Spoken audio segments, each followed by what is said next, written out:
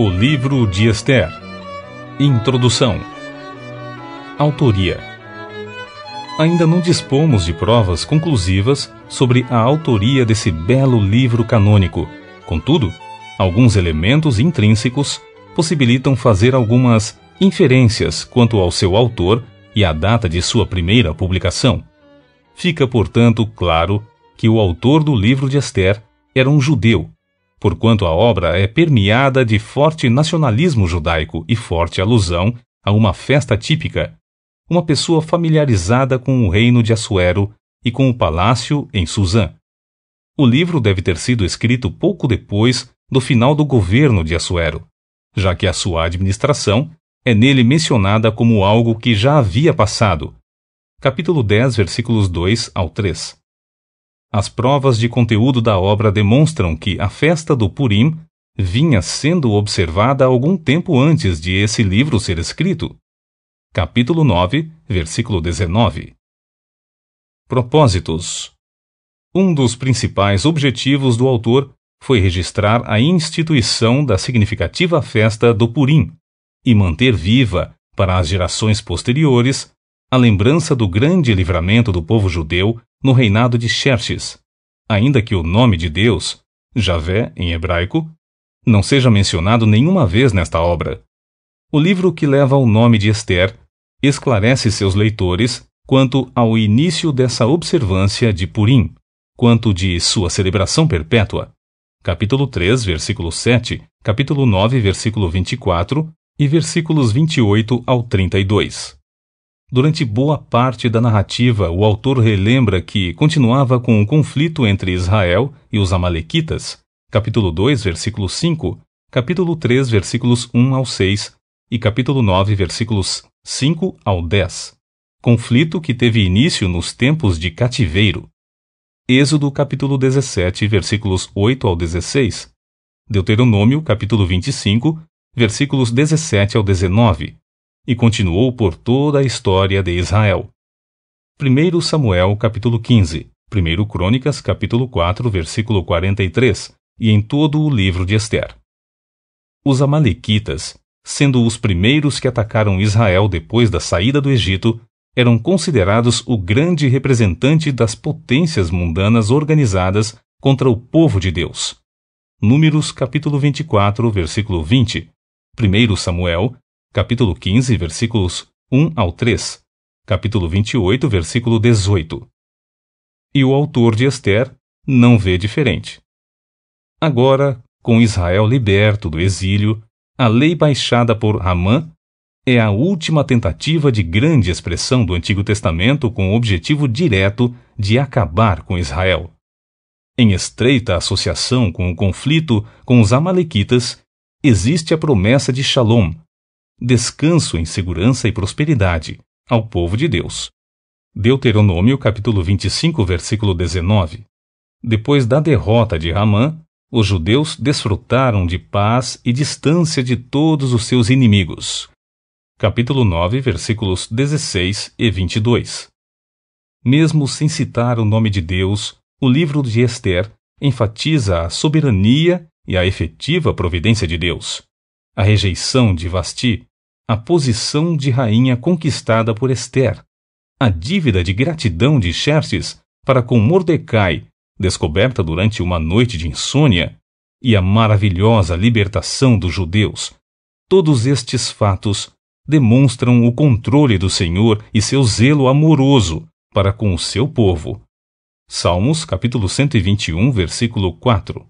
A festa de Purim também é citada no livro apócrifo e histórico de 2 Macabeus, capítulo 15, versículo 36, celebrada nos dias 13 e 14 de Adar, mês que corresponde a uma data entre nossos meses de fevereiro e março, quando os judeus celebram sua libertação do plano destruidor de Ramã, uma figura do livramento de Israel de todos os seus inimigos mediante o amor e poder do Eterno, Javé.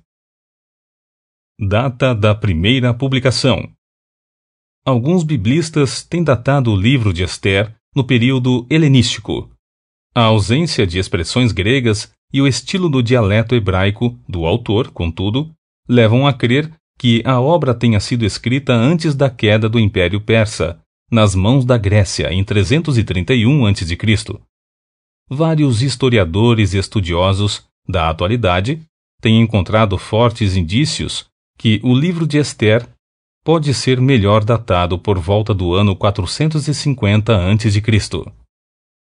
Esboço geral de Ester.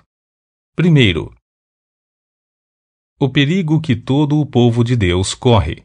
Capítulo 1, versículo 1 ao capítulo 3, versículo 15. A separação de Vasti.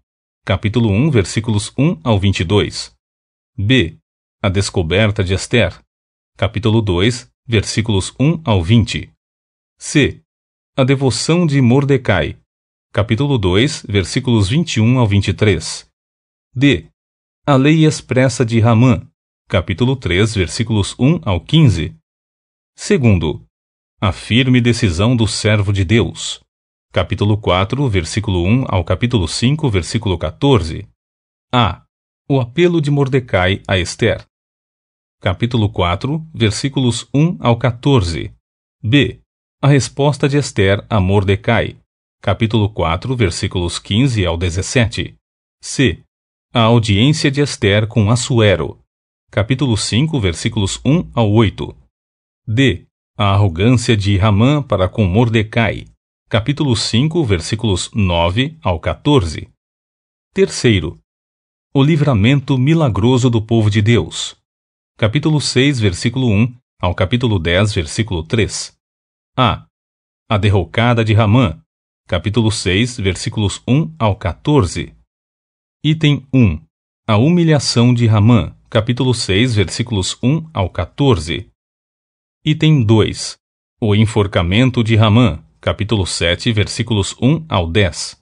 B. A lei expressa de Assuero e Mordecai. Capítulo 8, versículos 1 ao 17. C. O aniquilamento dos inimigos de Israel. Capítulo 9, versículos 1 ao 19. D. Os dias de Purim celebram a vitória. Capítulo 9, versículos 20 ao 32. E.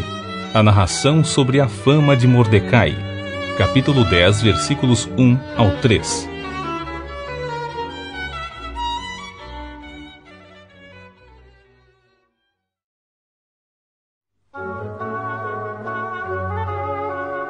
O livro de Ester. Capítulo 1. O banquete do rei Assuero, Xerxes.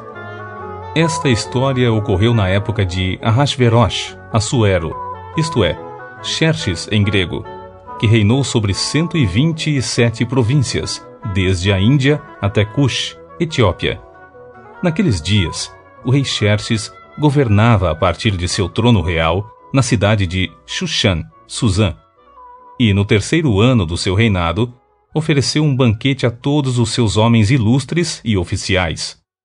Estavam presentes os mais destacados líderes militares da Pérsia, os príncipes e os nobres das províncias. Durante 180 dias, ele apresentou aos seus convidados as riquezas do seu glorioso reino e o esplendor da sua majestade. Passados aqueles dias festivos, o rei deu um outro banquete no pátio do jardim do Palácio Real durante 7 dias a todo o povo que estava na cidadela de Suzã.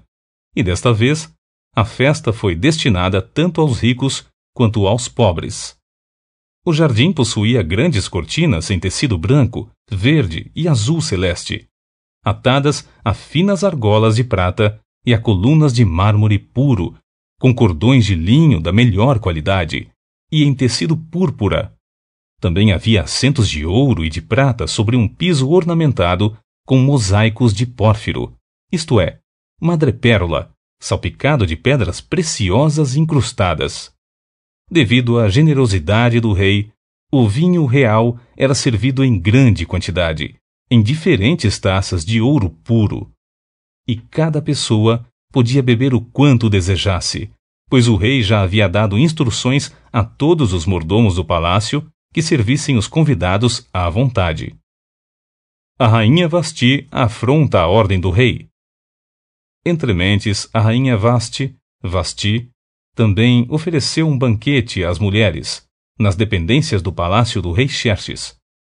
No 7º dia de festa, quando o rei já estava eufórico por causa do vinho, ordenou aos 7 oficiais que o serviam de perto: Meumã, Bista, Harbona, Bigtá, Abagta, Zetar e Carcas, que trouxessem à sua presença real a rainha Vasti, devidamente paramentada e usando a sua coroa real.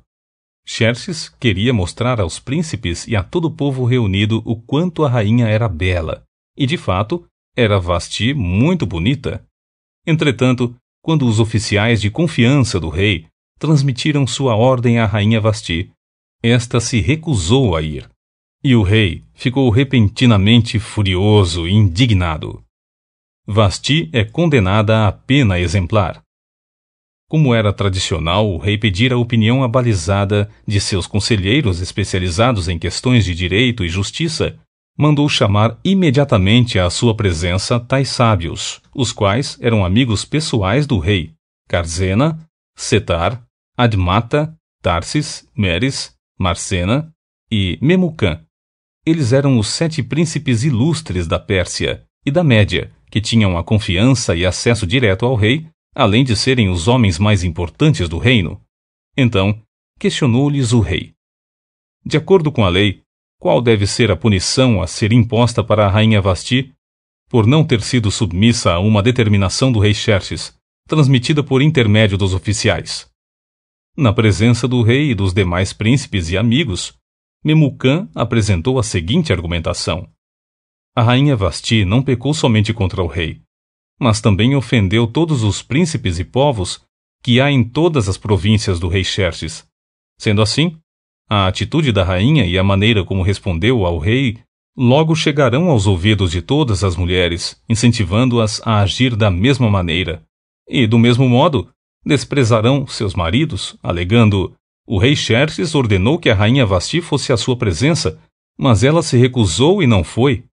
Hoje mesmo as mulheres dos príncipes da Pérsia e da Média dirão a todos os oficiais do rei o que ouviram falar sobre a conduta da rainha. Então, haverá muito desrespeito e discórdia sem fim. Se bem parecer ao rei, promulgue, de sua parte, um decreto real que será inscrito nas leis da Pérsia e da Média, e não poderá ser revogado, que Vasti nunca mais tenha acesso à presença do rei Xerxes. Além disso, que o rei outorgue a posição de rainha a outra mulher, cujo modo de ser seja melhor do que o dela. E, assim que o decreto que o rei promulgar for publicado em todo o seu grande império, todas as mulheres darão ainda mais honra aos seus maridos, do mais rico ao mais pobre. Este parecer agradou sobremaneira ao rei e aos seus príncipes, e o rei rapidamente colocou em prática o conselho de Memucã, e, nesse sentido, enviou cartas a todas as partes do reino, a cada província e a cada povo, de acordo com sua própria língua e maneira de escrever, anunciando como cada homem deveria proceder em sua casa. Capítulo 2. Ester é proclamada rainha. Algum tempo mais tarde, quando a indignação do rei Assuero, Xerxes, havia passado, ele se lembrou de Vasti e de tudo o que havia ocorrido, inclusive do que ele próprio havia decretado a respeito dela e de sua punição. Então, os conselheiros do rei sugeriram que se procurasse em todo o reino belas jovens virgens para o rei, e que o rei nomeasse oficiais em todas as províncias do reino, com a missão de trazerem todas essas lindas moças ao harém da cidadela de Suzã. Ali, permaneceriam sob a tutela de Regai, oficial responsável pelo harém, a casa das mulheres, onde deveriam receber um tratamento completo de beleza. A moça que mais agradasse os olhos do rei seria conduzida à posição de rainha e ocuparia o lugar que fora de Vasti. Essa proposta muito agradou ao rei, e ele determinou que se colocasse essa ideia em execução. Entre mentes, nessa época, certo judeu da tribo de Benjamim, chamado Mordecai ben Jair, Mardoqueu, filho de Jair, neto de Shime, Simei e bisneto de Quis, vivia na cidade de Suzã. Ele havia sido levado de Jerusalém para o exílio por Nabucodonosor, rei da Babilônia, entre todos os que foram presos e conduzidos ao cativeiro juntamente com Jecomias, Joaquim, rei de Judá. Mardoqueu era pai de criação de sua prima Hadassá, também conhecida como Ester em persa, pois ela não tinha pai nem mãe. Ester era uma moça muito bonita e atraente, e Mardoqueu a havia trazido para sua casa depois da morte de seus pais, e a tratava com todo carinho como filha. Assim que a ordem e o decreto do rei foram proclamados, muitas jovens virgens foram conduzidas para a cidade de Susã e confiadas a Hegai. Ester também foi levada para o palácio do rei e colocada sob os cuidados de Hegai, responsável pela casa das mulheres. E Ester agradou sobremaneira aos olhos do rei, pelo que ele decidiu favorecê-la, e logo mandou que se lhe providenciasse um completo tratamento de beleza e alimentação especial, além de 7 moças escolhidas do palácio do rei, que passaram a servi-la. Então, Xerxes transferiu Ester com suas servas para o melhor aposento do harém. Contudo, Ester não havia revelado a qual povo e família pertencia, pois Mardoqueu a havia proibido de falar sobre isso. Todos os dias, Mardoqueu passava diante do pátio da casa das mulheres, o harém, para saber notícias de Ester, se ela estava bem e tudo quanto lhe acontecia. Em chegando o momento de cada moça vir se apresentar diante do rei Xerxes, depois de tratada de acordo com todas as prescrições de boa alimentação e embelezamento para as mulheres do harém, cuja duração média era de 12 meses, 6 meses com óleos de mirras e 6 meses com perfumes e cosméticos, então a moça era encaminhada à presença de Xerxes e recebia tudo o que desejasse levar consigo da casa das mulheres para o palácio do rei. Ao pôr do sol, a moça era conduzida ao palácio e de manhã retornava para uma outra ala do harém, que ficava sob os cuidados de Saasgás, oficial do rei responsável pela proteção e supervisão das concubinas. E a moça não voltava mais ao rei, a não ser que ele se agradasse dela e mandasse chamá-la pelo nome. Quando chegou, portanto, a vez de Hadassá bat Avihail, Ester, filha de Abiail, tio de Mardoqueu, que a tinha adotado como filha, ela não pediu nada além daquilo que Hegai, oficial responsável pela casa das mulheres, lhe havia sugerido. Ester causava boa impressão logo à primeira vista a todos a quem era apresentada. Então, ela foi encaminhada à presença do rei Xerxes, à residência real, no 10º mês, o mês de Tevet, entre dezembro e janeiro, no 7º ano do seu governo. E o rei se apaixonou por Ester e a amou mais do que todas as mulheres do seu harém, e ela conquistou sua aprovação e seu favor mais do que todas as virgens. Por isso, ele decidiu colocar sobre a cabeça de Ester a coroa real da Pérsia, e a constituiu rainha em lugar de Vasti.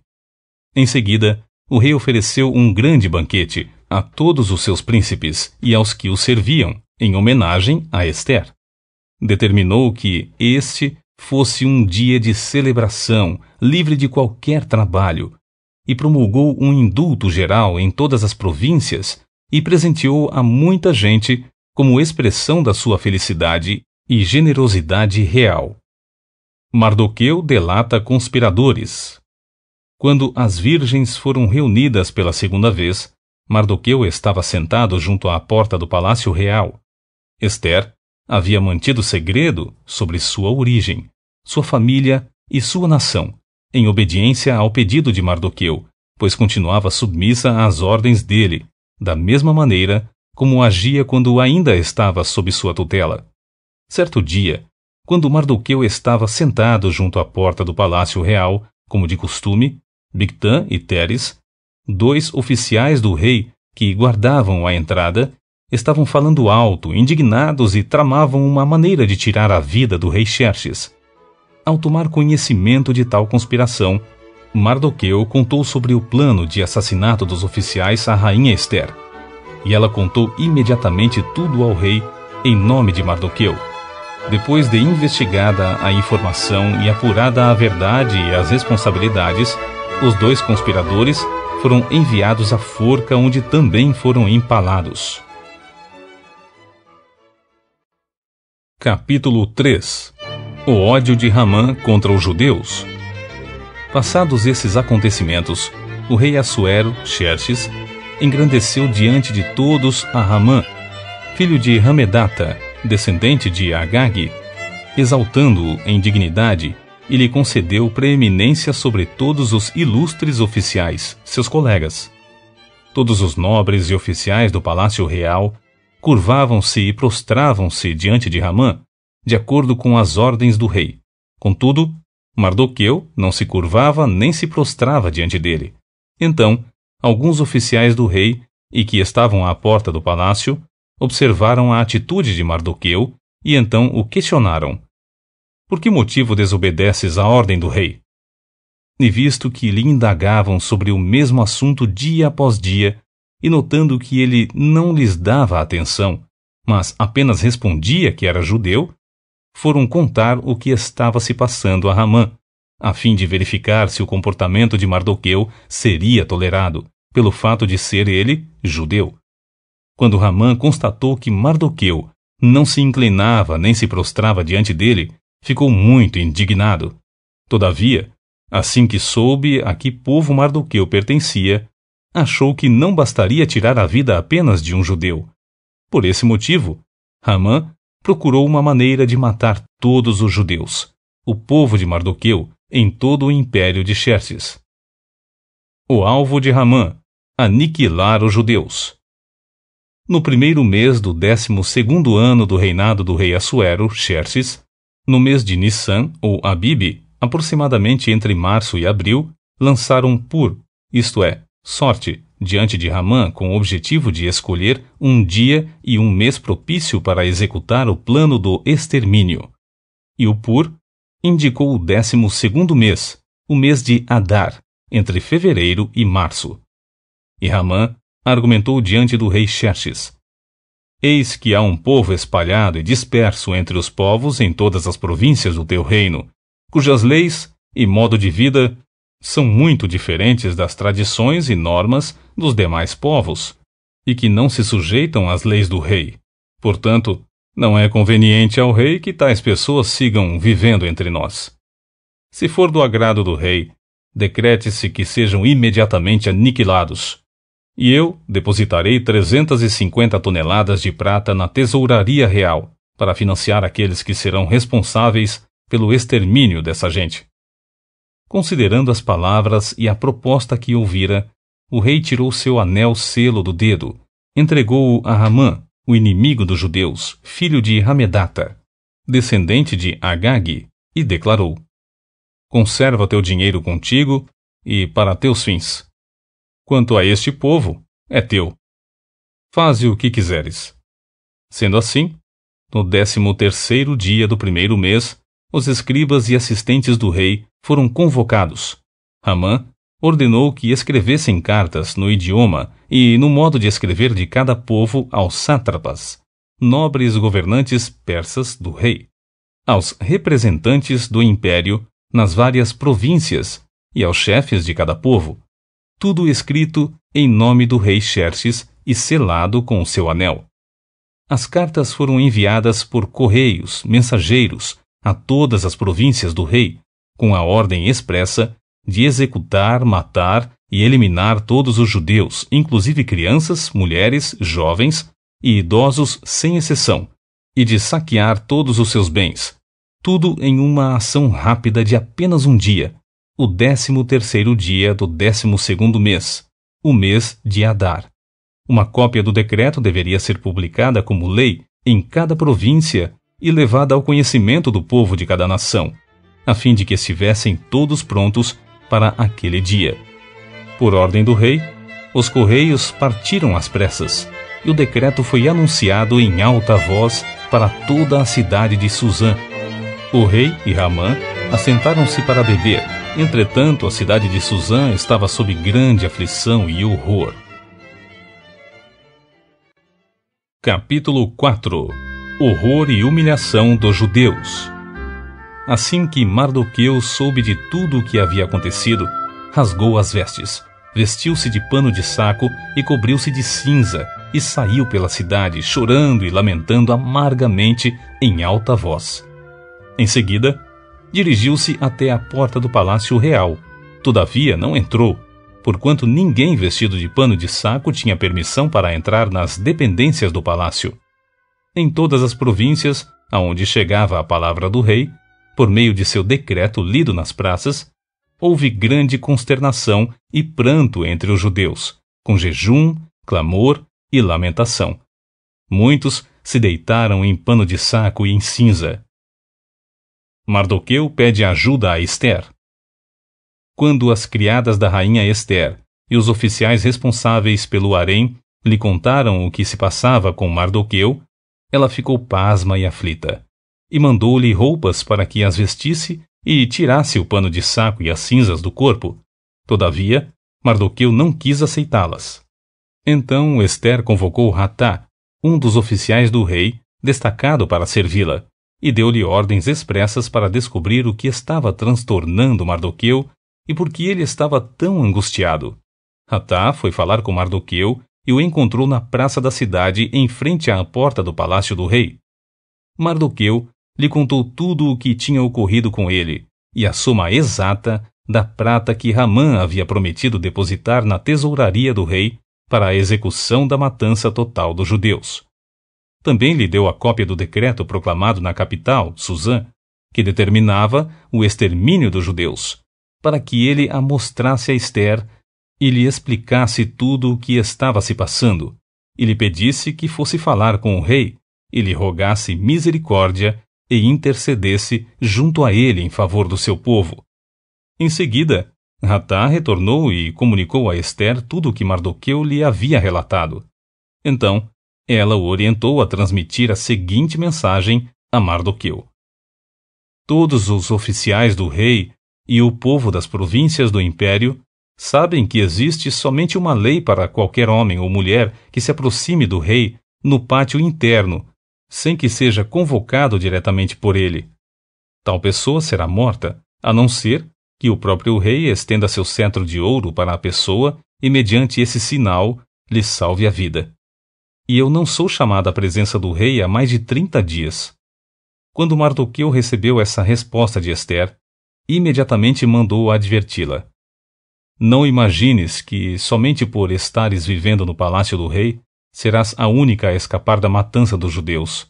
Porquanto, se calares neste momento crucial, certamente socorro e salvação surgirão de outra parte para os judeus, mas tu e a casa de teu pai, os teus familiares, todos sereis aniquilados. Quem sabe se não foi para este dia que foste nomeada rainha da Pérsia? Então, Ester mandou a seguinte resposta a Mardoqueu: vai, ajunta a todos os judeus que se acharem na capital, Suzã, e jejuai por mim, e não comais nem bebais por 3 dias, nem de noite nem de dia. Eu e as minhas servas também jejuaremos. Depois irei ter com o rei, ainda que esse seja um gesto considerado rebelde e contra a lei. Se perecer por isso, pereci. Então partiu Mardoqueu e agiu exatamente como Ester lhe havia pedido. Capítulo 5. Ester dirige-se à presença do rei. Passaram-se 3 dias. Ester vestiu seus trajes de rainha e foi ao pátio interior do palácio do rei, que fica em frente ao salão do rei. Xerxes estava sentado em seu trono na grande sala real, de frente com a entrada principal. Quando viu a rainha Ester ali no pátio, teve misericórdia dela e estendeu-lhe o cetro de ouro que tinha na mão em sinal de atenção. Então, Ester se aproximou e tocou a ponta do cetro. Então, o rei lhe indagou: que é o que tens, rainha Ester? Dize-me, pois, o que desejas, e ainda que seja metade do meu reino, te darei. Contudo, Ester lhe respondeu: se for teu agrado, ó rei, venha hoje com Hamã ao banquete que eu lhe preparei. Então, o rei imediatamente exclamou: depressa, trazei Hamã para que atendamos ao pedido de Ester. E assim, o rei e Hamã foram ao banquete que Ester havia planejado e mandado preparar. Enquanto saboreavam o bom vinho do palácio, o rei perguntou uma vez mais a Ester: mas O que de fato queres que eu te faça? Diz-me e serás atendida. Qual é o desejo do teu coração? Até a metade do meu reino te será dada. Diante dessa palavra do rei, Ester rogou: Aqui está, pois, a minha petição e o meu desejo. Se é da vontade do rei demonstrar sua bondade e generosidade para comigo, e se lhe agradar atender e conceder o meu desejo, que o rei e Ramã venham também amanhã ao banquete que vou preparar em vossa homenagem. Então, naquele momento, terei minha resposta pronta, e a apresentarei ao rei. É feita uma forca para Mardoqueu. Naquele dia, Ramã saiu alegre e satisfeito. No entanto, ficou irado quando percebeu que Mardoqueu, que estava junto à porta do palácio real, não se levantou nem demonstrou qualquer reverência diante da sua presença. Todavia, Ramã conseguiu controlar sua fúria e foi para casa. Reunindo seus amigos e Zeres, sua mulher, Ramã começou a gabar-se da grande riqueza que havia acumulado, de seus muitos filhos, e de como o rei o havia honrado e promovido acima de todos os nobres e ilustres oficiais da corte. E disse mais Ramã, com arrogância: Além disso, sou o único no império que a própria rainha Ester convidou para acompanhar o rei ao banquete, que ela preparou em homenagem a Xerxes. Ela me convidou para comparecer também amanhã na companhia do rei. Contudo, não me darei por plenamente satisfeito enquanto vir aquele judeu Mardoqueu sentado à porta do palácio real. Então Zeres, sua esposa, e todos os seus amigos lhe deram o seguinte conselho: Ora, manda fazer uma forca com mais de 20 metros de altura, e logo pela manhã peça ao rei que Mardoqueu seja sumariamente enforcado nela. Depois alegra-te e vai com o rei para o banquete. Ramã gostou de ouvir aquela sugestão e imediatamente mandou que se construísse a tal forca. Capítulo 6. Ramã acaba honrando Mardoqueu. Ora, naquela mesma noite, como não conseguisse dormir, o rei pediu que trouxessem o livro dos feitos memoráveis ou crônicas, e ordenou que as histórias fossem lidas para seu descanso. E achou-se nas escrituras que Mardoqueu tinha denunciado Bigtã e Teres, dois dos oficiais do rei que guardavam a porta e tinham conspirado para tirar a vida de Xerxes. E o rei questionou: Que honra e reconhecimento foram conferidos a Mardoqueu por esse feito? Os oficiais do rei que o serviam responderam: Não foi feito nada até hoje. Então o rei indagou: Quem está no pátio? Ora, esse era exatamente o momento em que Ramã chegava ao vestíbulo, isto é, no pátio exterior do palácio real, a fim de pedir ao rei que autorizasse a execução de Mardoqueu na forca que ele, Ramã, lhe havia preparado. E, rapidamente, os servos do rei lhe informaram: É Ramã que está no vestíbulo. Então, o rei mandou que o fizessem entrar. Assim que Ramã entrou, o rei lhe perguntou: Caro Ramã, o que se deve fazer a um homem a quem o rei tem alegria de honrar? Diante dessa questão, Ramã pensou consigo mesmo: Ora, a quem o rei teria tanta satisfação de honrar, senão a mim? Por essa razão, deu a seguinte resposta ao rei: Ao homem que o rei tem prazer de honrar, caberia bem que se lhe vestissem o manto real que o próprio rei tenha usado em grandes momentos, e inclusive o cavalo que o rei costuma montar, e que se lhe coloque sobre a cabeça uma réplica da coroa real. E mais, que tal ato envolva alguns dos mais ilustres príncipes do rei. Estes nobres cobrirão o homem a quem o rei deseja honrar com um manto real, e o conduzirão sobre sua montaria pelas ruas da cidade, proclamando diante dele em alta voz: Eis como se trata o homem a quem o rei tem a satisfação de homenagear. Ao ouvir essa sugestão, ordenou prontamente o rei a Ramã: Muito bem. Toma, pois, depressa os trajes e o cavalo, exatamente como disseste, e que se faça assim para com o judeu Mardoqueu, que está sentado à porta do palácio real. E lembra-te, não deixes de realizar absolutamente nada do que disseste. Então, Ramã apanhou o cavalo, vestiu Mardoqueu com um manto real e o conduziu sobre o cavalo predileto do rei, pelas ruas da cidade, gritando à frente dele: Eis como se trata o homem a quem o rei tem a satisfação de homenagear. Depois desse evento, Mardoqueu retornou para a porta do palácio real, mas Ramã apressou-se em voltar para sua casa com a cabeça coberta e muito abatido. E Ramã contou tudo o que havia ocorrido a Zeres, sua esposa, e a todos os seus amigos. E tanto seus amigos mais chegados como Zeres, sua esposa, lhe preveniram: se este Mardoqueu, diante do qual já começaste a cair, é da linhagem dos judeus, não prevalecerás contra ele, mas com toda a certeza, tua ruína está bem próxima. Enquanto estes ainda conversavam, eis que chegaram os oficiais do rei e se apressaram em levar Ramã ao banquete que a rainha Ester havia organizado. Capítulo 7. Ramã morre na forca que construiu. O rei e Ramã dirigiram-se ao banquete da rainha Ester.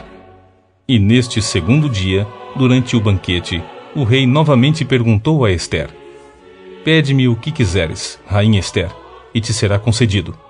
Ainda que me peças a metade do reino, tê-la-ás. Então a rainha Ester respondeu: Se realmente encontrei graça a teus olhos, ó rei, e se for de teu agrado, concede-me a vida, e a vida do meu povo. Eis meu desejo e minha súplica. Falou deste modo porquanto meu povo e eu fomos sentenciados ao extermínio, à matança e ao aniquilamento. Se somente tivéssemos sido entregues como escravos e servas, eu ter-me-ia mantido em silêncio. No entanto, esta desgraça que se aproxima não irá compensar o prejuízo que dela resultará para o rei. Diante dessas palavras, o rei Xerxes indagou a rainha Ester: Quem é esse que ousa pensar em praticar ato de tamanha abominação? E onde se encontra esse coração perverso? Respondeu Ester: O adversário e inimigo é Ramã. Então Ramã ficou aterrorizado diante do rei e da rainha. O rei, num arroubo de ódio, levantou-se abruptamente do banquete, abandonou o vinho que bebia e caminhou apressadamente para o jardim do palácio. Ramã notou claramente que o rei já havia determinado a sua sumária execução, e por isso ficou para implorar por sua vida a rainha Ester. Entretanto, ao voltar o rei do jardim do palácio ao salão onde se realizava o banquete, viu Ramã debruçado sobre o divã em que se achava Ester, e então exclamou: Seria tu nécio a ponto de tentar violentar a rainha da Pérsia na minha presença e dentro da minha própria casa? Assim que o rei acabou de pronunciar estas palavras, cobriram o rosto de Ramã. Neste mesmo momento, Harbona, um dos eunucos oficiais que serviam diante do rei, mencionou ao rei: Há uma forca de mais de 20 metros de altura bem próximo à casa de Ramã, que ele próprio construiu para enforcar Mardoqueu, aquele que intercedeu pela vida do rei. Então o rei ordenou: Portanto, enforcai-o nela agora mesmo. E eles enforcaram Ramã na forca que ele próprio havia preparado para Mardoqueu. Depois disso, o furor do rei se arrefeceu. Capítulo 8. O rei determina a favor dos judeus. Naquele mesmo dia, o rei transferiu para a rainha a casa e todos os bens de Ramã, o inimigo dos judeus. E Mardoqueu apresentou-se diante do rei, pois Ester tinha revelado quem ele era. Então, o rei tirou o seu anel-selo que havia tomado de volta de Ramã e o entregou a Mardoqueu, e Ester o nomeou administrador dos bens que pertenceram a Ramã. Todavia, Ester voltou a rogar ao rei e, lançando-se aos pés dele, implorou-lhe em meio a muitas lágrimas que revogasse o plano maligno que Ramã, o descendente de Agag, tinha engendrado contra os judeus. Diante do gesto de Ester, o rei prontamente lhe estendeu o cetro real em sinal de aprovação, e ela se levantou diante dele e confirmou sua súplica, dizendo: Se for do agrado do rei, e se hoje alcanço seu favor, e se ele considerar justo, e se eu mesma for agradável a seus olhos, que ele revogue expressamente todas as cartas que Ramã, filho do Agagita Hamedata, descendente de Agag, escreveu e endereçou a todas as províncias do rei, determinando o extermínio de todos os judeus. Porquanto, como me será possível suportar a dor de ver a desgraça que se abaterá sobre todo o meu povo? Como resistirei à destruição da minha própria família? Em seguida, o rei Xerxes respondeu à rainha Ester e ao judeu Mardoqueu: Mandei enforcar Hamã e passei todos os seus bens para Ester, porquanto ele atentou contra os judeus. Escrevei, pois, agora mesmo, novo decreto a respeito dos judeus, o que bem vos parecer, em nome do rei, e selai-o com o meu anel real. Porque todo edito redigido em nome do rei e selado por meio do seu anel é irrevogável. Imediatamente foram convocados os escribas reais, e esse fato ocorreu no 20º dia do 3º mês, o mês de Sivan, isto é, entre maio e junho. Os secretários do rei escreveram todas as ordens ditadas por Mardoqueu aos judeus, aos sátrapas, aos governadores e aos nobres das 127 províncias que se estendiam da Índia até Cuxi, Etiópia. Essas determinações foram redigidas na língua de cada povo, e segundo a escrita de cada província, como também aos judeus, na sua própria escrita e linguagem. Mardoqueu escreveu cartas em nome do rei Xerxes, selou-as com o anel do rei e as enviou com os mensageiros montados em cavalos fortes e velozes, todos da cavalaria especial do rei. E o decreto do rei concedia aos judeus de cada cidade o direito de se reunirem e de se protegerem, de destruir, matar e aniquilar qualquer força armada de qualquer povo ou província que tentasse atacá-los, colocando também em risco suas mulheres e crianças. Resguardava também o direito de saquear os bens dos seus adversários em guerra. As determinações do rei entraram em vigor em todas as províncias do rei Assuero, Xerxes, no 13º dia do 12º mês, o mês de Adar, isto é, entre fevereiro e março. Uma cópia desse decreto foi publicada como lei em cada província e levada ao conhecimento do povo de cada nação, a fim de que naquele dia os judeus estivessem prontos para vingar-se de todos os seus inimigos. Os mensageiros montados nos cavalos velozes da cavalaria especial do rei partiram apressadamente por causa da ordem expressa do rei. Esse decreto foi promulgado inclusive na capital, Suzã. Então, Mardoqueu saiu da presença do rei, vestido de um traje real azul celeste e branco, trazendo uma grande coroa de ouro e coberto por um manto de linho fino, vermelho púrpura. E toda a capital, Suzã, exultava de júbilo. E grande felicidade, alegria, satisfação e honra tomou conta dos corações de todos os judeus. Em cada província e em cada cidade, onde quer que se anunciasse as ordens do decreto real, explodia entre os judeus grandes manifestações de contentamento, seguidas de animados banquetes e festas. Muitos gentios, pessoas que pertenciam a outros povos do reino, se tornaram judeus, pois o temor dos judeus tinha se apoderado deles. Capítulo 9. A vingança dos judeus. Purim. No 13º dia do 12º mês, que é o mês de Adar, isto é, entre fevereiro e março, quando devia entrar em vigor o decreto do rei, naquele exato dia, os inimigos dos judeus aguardavam o momento de vencê-los no campo de batalha. Entretanto, aconteceu tudo muito diferente dessa expectativa. Os judeus dominaram aqueles que os odiavam.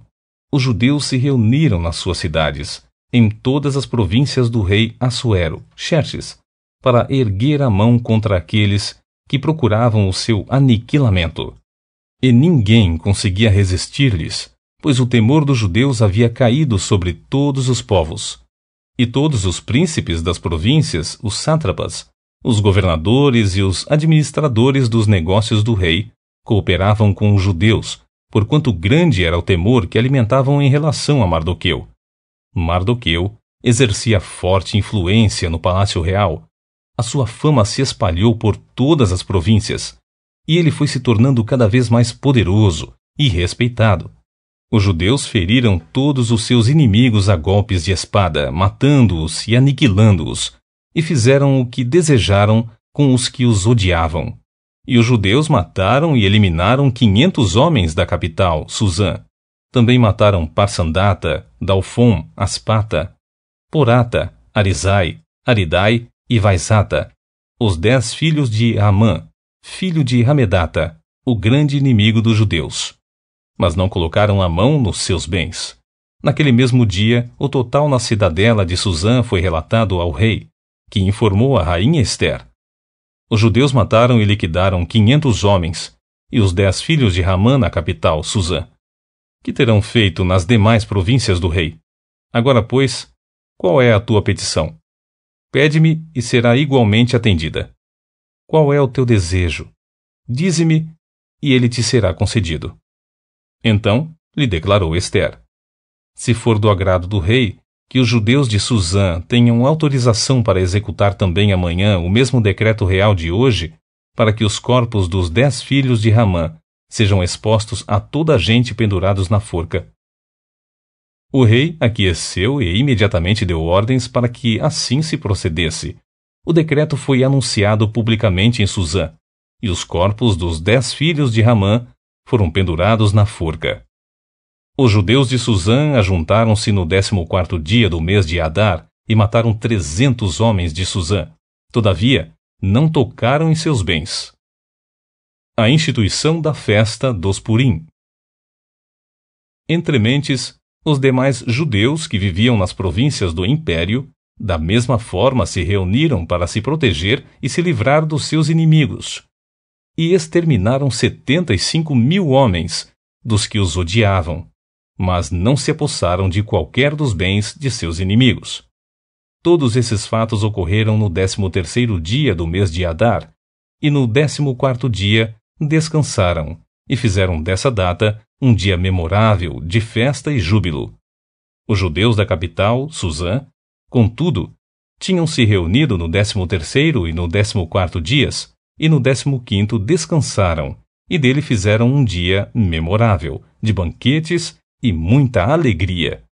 Por esse motivo, os judeus que vivem em vilas e aldeias comemoram o 14º dia do mês de Adar, como um dia de banquetes, honra e júbilo, um dia em que se envia porções de alimento e presentes uns aos outros.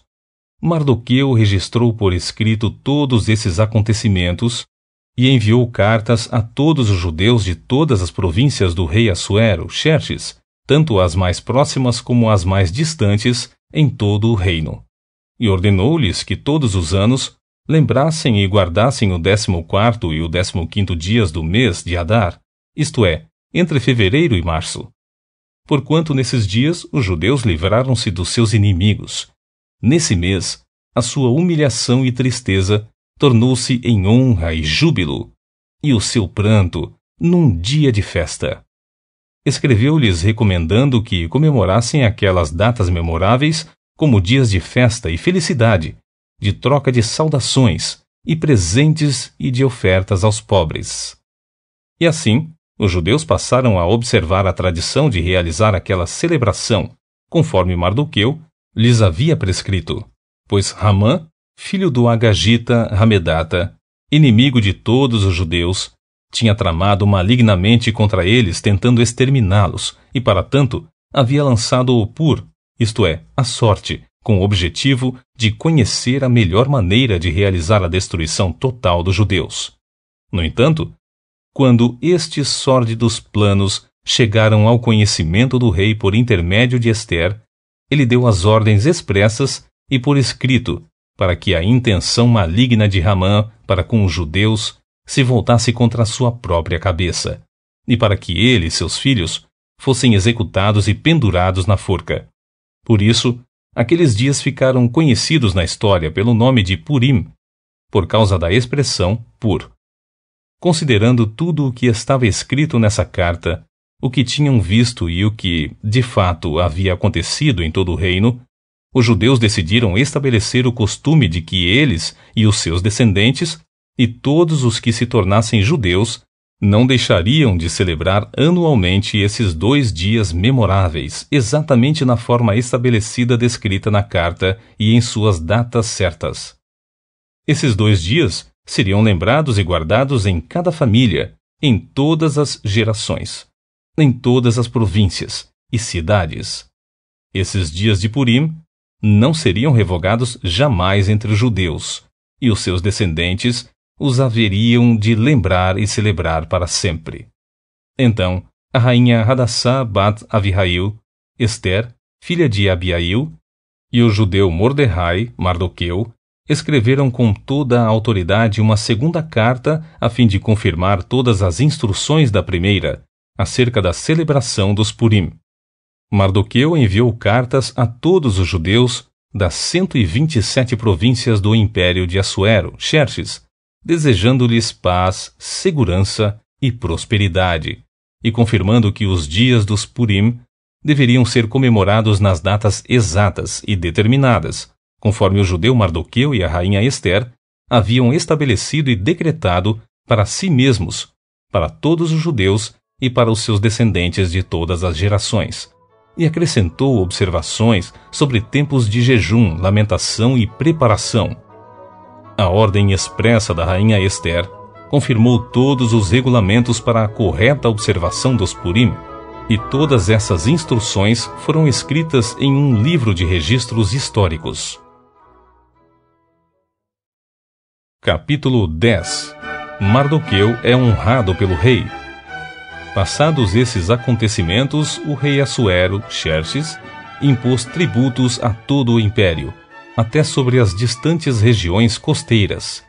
Todos os seus atos de majestade, força e poder, bem como o relato completo da grandeza com que honrou e exaltou Mardoqueu, estão registrados no livro de crônicas dos reis da Média e da Pérsia. O judeu Mardoqueu foi o segundo na hierarquia do império, logo depois do rei Assuero, Xerxes.